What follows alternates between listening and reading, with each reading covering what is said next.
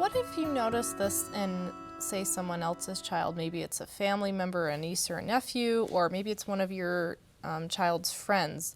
Is the approach still the same? Yeah, that's a really good question. How do you help somebody else's kid, right? I think there's a couple of different answers to that. The first is, how well do you know that child? Is this the daughter that comes over to your house after school every single day because your daughter and she are best friends and they just spend the afternoon together?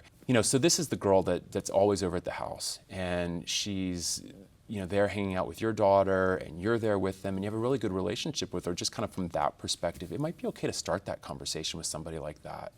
But if you're still concerned or she starts talking about things that have you worried about her, this isn't okay, I'll keep your secret kind of issue. This is, we really need to get somebody else involved. And I think this is important to talk about your parents with this. Do they know how you feel? Have they heard this before? Do you think they understand? And even if they say, oh yeah, they know all this stuff. They know everything. We don't have to talk to them. They know all this.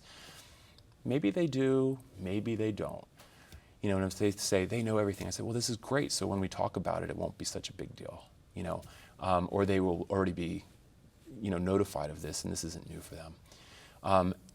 If this is somebody that maybe you don't know very well, but you're kind of noticing some behaviors, or maybe your child is saying, hey, I'm worried about so-and-so, and here's what they're doing, it's okay to kind of reach out to their parents and say, listen, there's something going on. I don't know what it is. You know your son or daughter better than I do.